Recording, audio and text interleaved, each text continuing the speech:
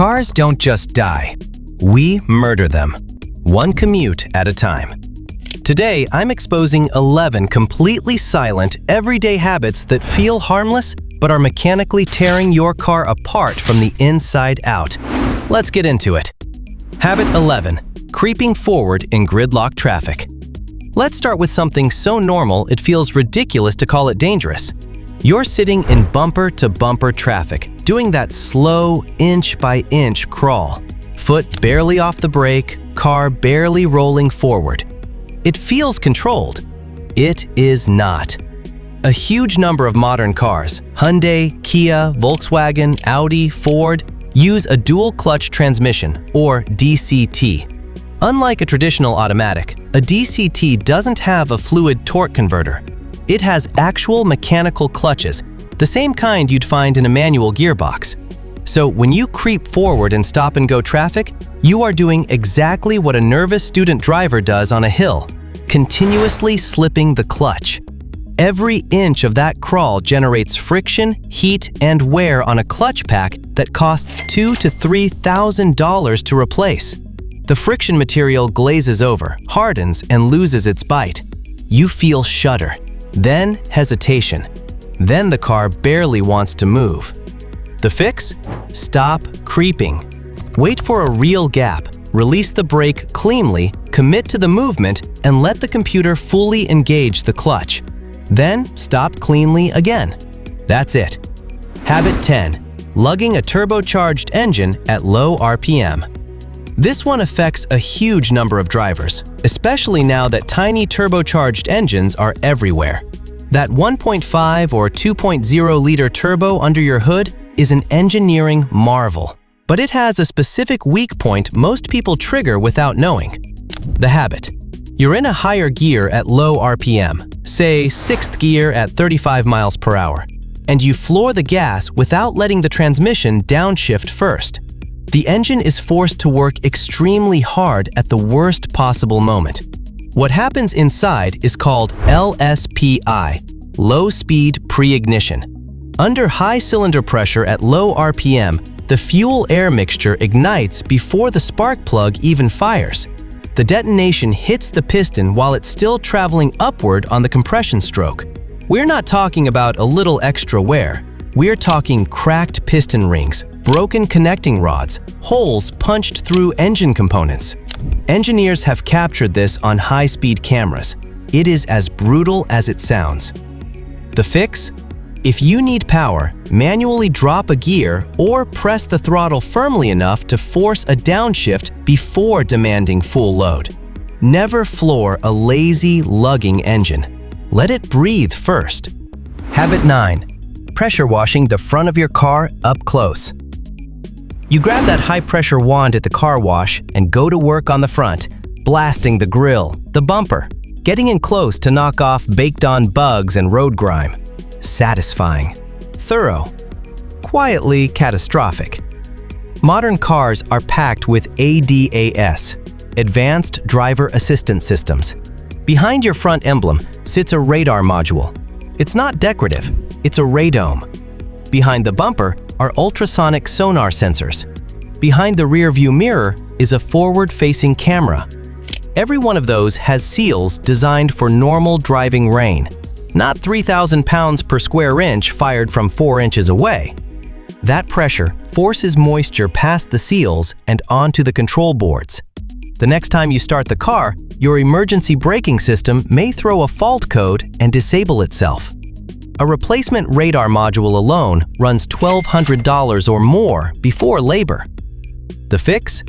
Keep the wand at least 12 to 18 inches back from any sensors, emblems, or cameras. For dried bugs, use a dedicated bug remover spray. Let it dwell 2 minutes, then wipe with a microfiber towel. Problem dissolved. Literally. Habit 8. Braking right into a pothole or speed bump. Every driver has done this. You see a pothole at the last second and jam on the brakes. That instinct is exactly backwards, and the timing makes the impact far worse. When you brake hard, your car's weight violently shifts forward. The struts compress, the springs load up.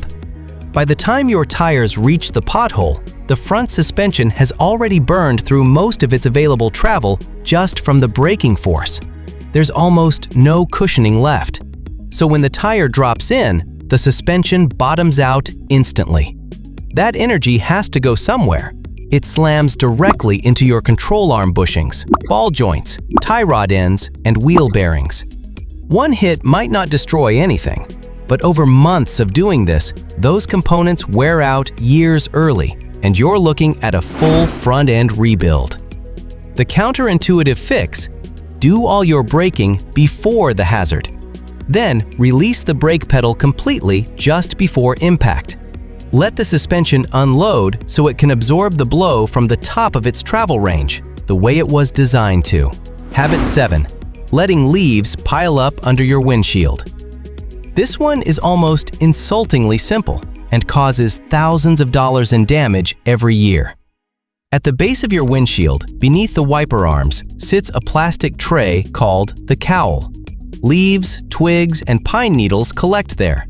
Most drivers leave it alone. Under that cowl are drainage channels whose only job is to route rainwater away from the cabin. When they clog, water backs up and pools, then overflows into the cabin air intake or past wiring grommets into the interior. And here's where it gets expensive. Automakers tuck critical electronics in the footwells near the firewall, the body control module, the main fuse box, wiring harnesses for almost every system on the vehicle. Soak those in water, and you get electrical faults that are nearly impossible to diagnose. Short circuits, corrosion inside connector pins, systems that work intermittently in ways no scanner can definitively trace. Shops have charged people thousands of dollars chasing electrical gremlins that started with a handful of wet leaves. The fix takes 2 minutes. Clear the cowl area regularly, pour a cup of water in to confirm it drains freely, and move on. $2 preventative, potentially catastrophic repair avoided. If you're guilty of at least one of those, and be honest, you probably are, drop it in the comments below. You are absolutely not alone. Now we're getting into the top 6, and these are the ones doing the most cumulative damage over time. Stay with me. Habit 6. Parking on an incline without the parking brake. Ask most drivers what the parking brake is for, and they'll say emergencies or steep hills. The reality? It's for parking, every single time, and skipping it is slowly destroying your transmission. When you shift into park, the entire weight of your vehicle is held by a single small metal pin inside the transmission called the parking pawl. It locks into a notched gear to prevent the output shaft from turning. This pin is not engineered to bear the sustained weight of a 2,000-pound car resting against it on an incline for 8 hours. It is a safety catch, not a foundation. When you let the car roll into park without the brake, you hear the clunk. That clunk is your car's full weight slamming against a transmission component not designed for it. Over years, the pawl wears, chips, and can fracture, dropping metal fragments directly into your transmission fluid, where they circulate through the entire system. The correct sequence takes 4 seconds. Stop the car. Set the parking brake first. Let the weight settle onto the rotors and calipers built to hold thousands of pounds. Only then shift into park. The pawl now holds nothing. It wears on nothing. Habit 5. Running your fuel tank to fumes. The fuel light comes on and you think, I'll get it tomorrow. A lot of drivers run the tank perpetually low, treating the reserve as the real fuel. The pump pays the price. On virtually every modern car, the fuel pump is electric and lives completely submerged inside the gas tank. Gasoline is what cools the pump motor and lubricates its internal components. When the tank is low, the pump gets exposed to air pockets and runs far hotter than it's designed to. Do this repeatedly and you're heat cycling the motor thousands of times beyond spec. On top of that, any sediment settled at the bottom of the tank, and there's always some, gets drawn straight into the pump's inlet screen when the fuel level drops far enough. The screen clogs, the pump strains harder, and its lifespan shortens significantly. Replacement, including labor, often runs $400 to $600 or more. The fix? Treat the quarter tank mark as empty. Refill early, keep the pump submerged and cool, and you'll likely never have to replace it at all. Habit 4. Using your car only for short trips. This one feels like the opposite of abuse. Short trips, a mile to the coffee shop, 2 miles for school drop-off, feel gentle on a car. But for a direct injection engine, which is now the dominant technology in modern vehicles, repeated short trips without fully warming up are genuinely damaging over time. Every cold start commands a rich fuel mixture. In a direct injection engine, excess fuel slips past the piston rings and drains into the oil pan, a process called fuel dilution. That's normal in small amounts. The problem is heat. At full operating temperature, around 210 degrees Fahrenheit, the PCV system vaporizes that fuel out of the oil. But shut the car off after 3 minutes, and the oil never gets hot enough to clean itself. Over weeks of short trips, the dilution compounds. Your oil gets thinner, loses viscosity, and loses its ability to lubricate. Timing chain wear accelerates. And you'd never know just by looking at the dipstick. The fix is simple. Once a week, take the car out for a sustained 20 to 30-minute highway drive. Let the engine get fully hot. That single run is enough to burn off accumulated fuel, moisture, and combustion byproducts, essentially resetting the oil's condition. Habit 3. Riding the brakes down a long mountain descent. You're heading down a long mountain pass or extended highway grade, and you do what feels natural. Rest your foot lightly on the brake and manage your speed the whole way down. The car feels controlled. But something is happening that you won't feel until it's too late. Brake systems are designed for brief, intense heat followed by cooling periods. Miles of continuous friction is a different animal.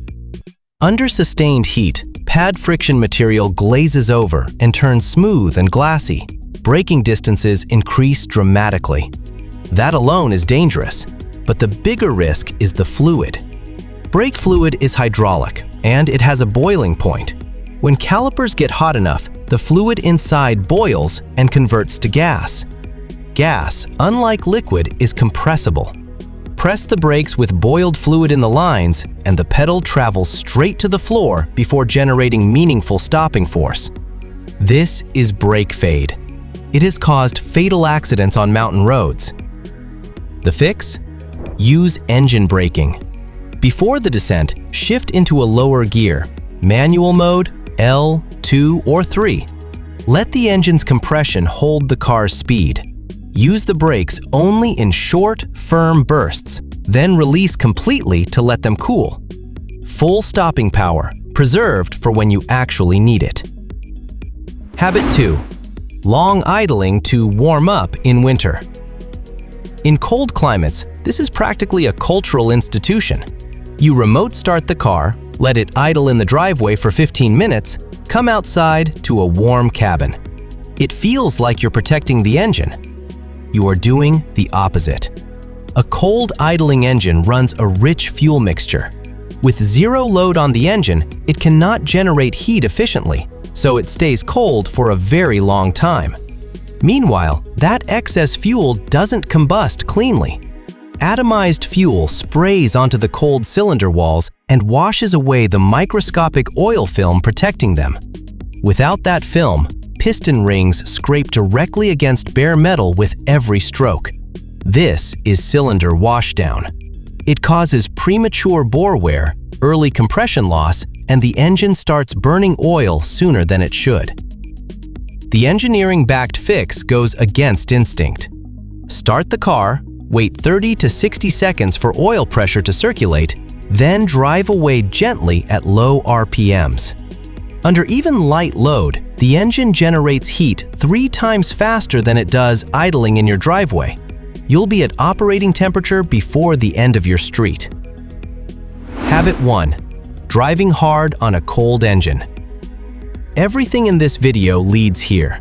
This is the single most destructive habit on the list, and it happens in driveways every single day. You start the car, and within seconds, you're backing out and merging onto the highway, pressing the throttle hard before the temperature gauge has barely moved. Here's what's actually happening inside. First, cold motor oil is thick and slow. It takes time to circulate all the way up through the engine to the camshaft lobes and valve train components at the top.